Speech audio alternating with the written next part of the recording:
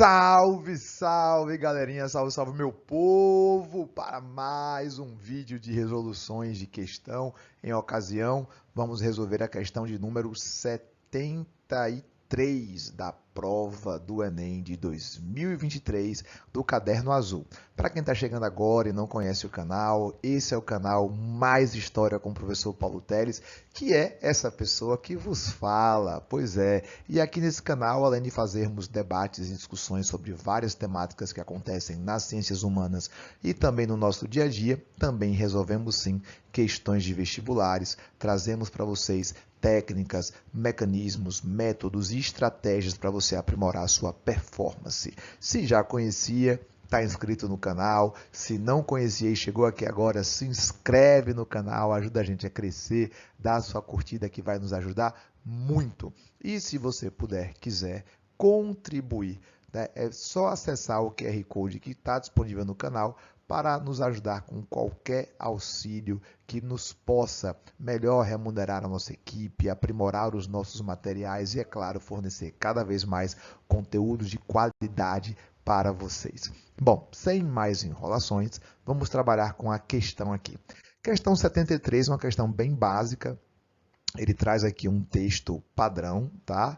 E desse texto ele fala: os séculos XV e XVI, quando se vão desmoronando as estruturas socioeconômicas da Idade Média, perante os novos imperativos da época moderna, constituem um momento chave na história florestal de toda a Europa Ocidental.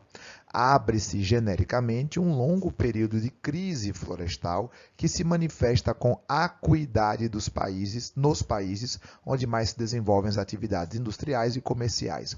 As necessidades em produtos lenhosos aumentam drasticamente com o crescimento do consumo nos mercados urbanos e nas regiões onde progridem a metalurgia e a construção naval, além da sua utilização na vida cotidiana de toda a população.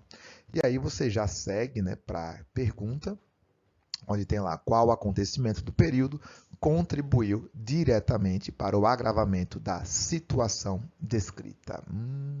Precisamos analisar essa questão e precisamos analisar com muito cuidado, com muita atenção, mas antes precisamos também abordar a temática sobre a qual essa questão aborda.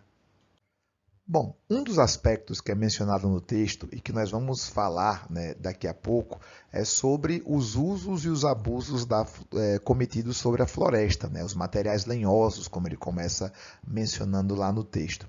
E um dos elementos que certamente provocaram grandes impactos e grandes transformações na forma como os europeus lidaram com as suas florestas e as suas matas foram as grandes navegações. Pelo menos nesse período ali do século XV e XVI, que são os séculos que ele está mencionando, a gente tem dois grandes episódios responsáveis por devastação ambiental: os cercamentos, que eu vou explicar já já, e as grandes navegações. Bom, antes da gente entrar no tópico, vamos entender que mundo é esse, né? O mundo tal qual a gente conhece hoje, ele é muito diferente do mundo que existia no passado. Afinal de contas, o mundo que existia no passado era marcado por lutas religiosas, lutas por expansão territorial e lutas por poder, né? Ah, Paulo, mas isso não é tão diferente do que tem hoje. Concordo, não é tão diferente do que tem hoje. Mas tem uma coisa que é bastante diferente, sim. O quê? Naquela época, não haviam ainda grandes estados nacionais, né? O mundo era dividido basicamente por aspectos religiosos: católicos, aqui de azul, bizantinos, que eram ortodoxos, e os muçulmanos, que dominavam o norte da África, Oriente Médio e parte da Europa. E essa dominação muçulmana sobre o mundo, ela começa a ser desafiada pelos cristãos ocidentais a partir de um episódio conhecido como Cruzadas. E, bom, o objetivo da questão não é discutir sobre cruzadas, e eu nem vou entrar muito nesse assunto, porque isso vai acabar desviando muito do tema. Mas é importante lembrar que as cruzadas foram responsáveis pela reabertura do Mediterrâneo, que resultou no renascimento comercial e urbano. E esse renascimento comercial e urbano, ele trouxe à tona produtos especiais, que são o caso das especiarias. No entanto, para acessar o Oriente, os europeus eles precisavam enfrentar muitos obstáculos, e um desses obstáculos era o monopólio comercial que havia sobre o Mediterrâneo, controlado especialmente por cidades italianas. Ah, Paulo, e por que eles não iam por terra? Porque por terra eles teriam que passar pelo Império Bizantino. Mas, Paulo, o Império Bizantino é cristão, os cristãos poderiam fazer acordos. O Império Bizantino era cristão até 1453, quando os otomanos tomam o Império Bizantino e fecham a passagem terrestre para o Oriente. Então, a solução era o Mar Mediterrâneo, só que o Mar Mediterrâneo estava controlado pelas cidades italianas. Logo, era preciso encontrar uma nova rota para o comércio oriental. É claro que essa busca por novas rotas, ela não vai ser apenas por especiarias, né? Pô, Paulo, os homens vão quebrar o mundo todo, os europeus vão quebrar metade do mundo por causa de tempero. Não, não é só por causa de tempero. É bom lembrar que as especiarias tinham um valor comercial muito grande, afinal de contas, elas eram responsáveis, né, por conservar alimentos, e as suas propriedades conservantes tornavam ela extremamente, absurdamente valiosas. E somado ao fator econômico, há também o fator simbólico, que é o tal do espírito cruzadista, né? Esse espírito cruzadista, que ainda estava vivo muitos anos depois das cruzadas, era aquela ideia de que os europeus cristãos católicos estavam em busca de algo maior, e esse algo maior era expandir a fé católica, que naquela altura já estava sendo ameaçada pelas primeiras reformas protestantes. Tá? Não podemos esquecer também que para promover viagens tão longas e viagens tão arriscadas em novas rotas era necessário o desenvolvimento técnico-científico, propiciado pelo renascimento científico, e também o financiamento público, propiciado pela formação das primeiras monarquias nacionais. Tá? Então, as antigas rotas das cruzadas, elas já não servem mais, essas rotas aqui pelo Mediterrâneo. E por que não servem mais? Como eu havia dito, elas eram controladas por cidades italianas. As cidades de Gênova e Veneza, elas controlavam essas rotas mediterrânicas. Por terra também não dá para passar, porque aqui Constantinopla foi tomada pelos muçulmanos. E o norte da África é todo muçulmano. Então, a única solução seria contornar a África. E esse foi o plano que os portugueses traçaram, né? Como não lembrar do nosso querido Luís Vaz de Camões, nos Lusíadas, onde ele vai trazer a Odisseia portuguesa. Mas, Paulo, por que Portugal foi o primeiro? Porque Portugal foi o primeiro país a se centralizar. E com a centralização política, somada à sua relativa paz interna e boas condições geográficas, propiciaram que Portugal desenvolvesse habilidades náuticas que deram a ele uma vantagem em relação aos outros povos para o processo de expansão marítima. É bom lembrar também que Portugal passou por um processo revolucionário chamado Revolução de Avis, que deu poder a uma dinastia que foi financiada pela burguesia comercial portuguesa. Essa Revolução de Avis, juntamente com a burguesia próspera e com a própria dinastia de Avis, que era a família que governava a monarquia de Portugal, resolveram fazer vários investimentos na expansão marítima, que trouxe desenvolvimento tecnológico, como também uma nova rota, que será o périplo africano. Dentre esses desenvolvimentos tecnológicos, claro que os portugueses vão pegar muita coisa de outros povos, especialmente dos orientais, é o caso da bússola, é o caso do astrolábio, mas os portugueses também vão trazer a grande invenção do século XVI, que é a caravela. E como vocês podem ver, a caravela era feita de madeira. Pois é. E aí, meus caros, para conquistar todo esse território, contornar a África, dominar novas rotas marítimas e, consequentemente, expandir os seus domínios, é claro que Portugal vai precisar de navios.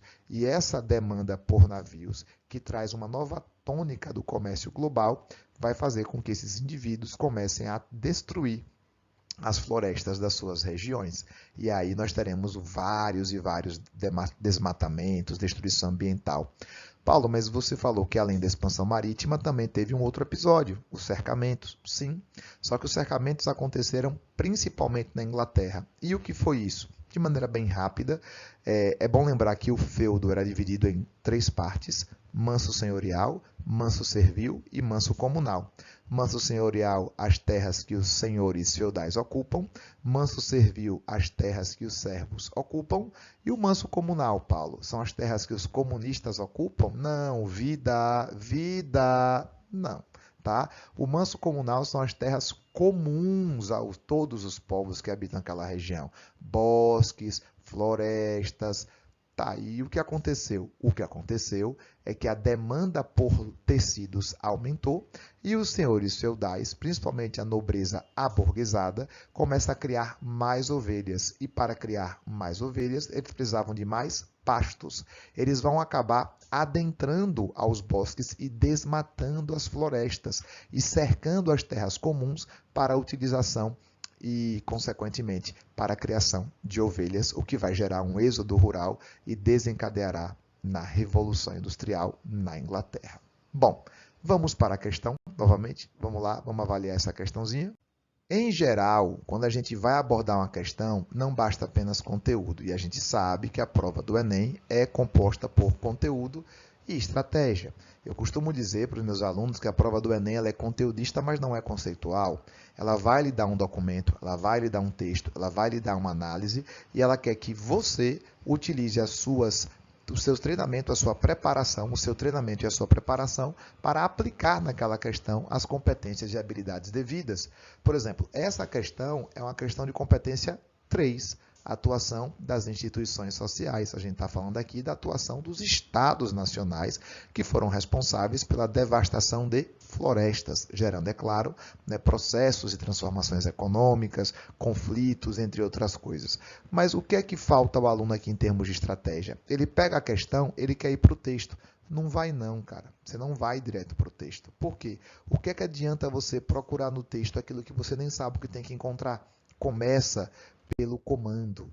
E o comando é isso aqui, ó. É isso aqui tudinho, ó. Qual o acontecimento do período contribuiu diretamente para o agravamento da situação descrita? Pô, Paulo, tem que entender essa pergunta. Exatamente, tem que entender essa pergunta. Por exemplo, para quebrar a pergunta é necessário achar o verbo operatório, que é o verbo que produz a pergunta. No comando, ele já me disse que aconteceu um acontecimento. Ele já me disse que esse acontecimento está descrito. Falta agora você encontrar o que ele quer. E o que é que ele quer? Ele quer que você me diga qual acontecimento contribuiu. Então, o verbo operatório é contribuir, tá? E contribuiu para o quê? Para o agravamento. Então, o que é que contribuiu para o agravamento da situação descrita? É a partir daí que você começa a resolver essa questão. E agora sim, a gente pode ir para o texto. De volta ao texto, você agora analisa essa questão com mais detalhes. Nunca vá no texto de vez. Não vos afobeis, tenha calma, tá? Quebre o texto em partes. Lembre-se que num texto tudo o que é importante é descrito, adjetivado ou se repete. Então, nesse primeiro período, tá, que a gente tem aqui, que vai de os séculos até a Europa Ocidental, ele diz o seguinte: os séculos XV e XVI, quando se vão desmoronando as estruturas socioeconômicas da Idade Média perante os novos imperativos da época moderna, constitui um momento-chave na história florestal de toda a Europa Ocidental. Então, aqui ele vai tratar sobre a história florestal, é o tema central, né? História florestal, ou seja, o que aconteceu com as florestas, né? O que foi feito, que ação humana foi realizada nessas florestas. Aí ele fala, aqui HF, História Florestal. Abre-se genericamente um longo período de crise florestal que se manifesta com acuidade nos países onde mais se desenvolvem as atividades industriais e comerciais. Então, aqui ele já está me dizendo que há uma crise nas florestas. As florestas começaram a sofrer uma crise, que a gente já sabe que é um processo de destruição. Beleza? Aí segue.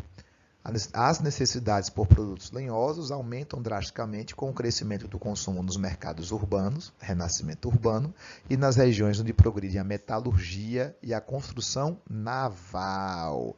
E por que está tendo construção naval? Porque precisa-se de navios para se fazer a expansão marítima. Agora, a gente já pode voltar para a questão e gabaritar, obviamente. Lembram da pergunta? Verbo operatório contribuiu. Tá? Lembrando, o verbo operatório é o que produz a pergunta e o sujeito é agravamento. Então, o que é que contribuiu para o agravamento da situação descrita, né? O que é que contribuiu para o agravamento da crise florestal? Foi o processo de expansão marítima? Sim, foi o processo de expansão marítima. Foi a eclosão do renascimento cultural? Não, não foi. Tá? Observe que ele nem sequer menciona isso. Ele nem trata do renascimento cultural. Portanto, isso é um erro de extrapolação. Quem está chegando agora no canal pode estranhar essas expressões, extrapolação, contradição, simplificação e maçã podre, mas são expressões muito comuns para quem já acompanha aqui o canal. Tá? São os tipos de erros que existem no Enem. Eu recomendo que você veja os outros vídeos que você vai entender muito bem, mas eu posso antecipar aqui. Extrapolação é tudo aquilo que vai além do que o texto propõe, ou seja, ele extrapola e, consequentemente, está errado. A concretização da centralização política. Em nenhum momento o texto mencionou em centralização política. Ele fala da história florestal, da crise provocada pela necessidade náutica. Em nenhum momento ele falou sobre reformas religiosas, extrapolação também. E em nenhum momento ele falou da manutenção do sistema feudal. Ao contrário, ele fala de que está acontecendo mudanças, não só em termos de metalurgia, como também da questão náutica. Ou seja, os 3 erros de extrapolação e um erro de contradição. Resposta letra A. Espero que tenham gostado e a gente se vê no próximo vídeo. Valeu, galera!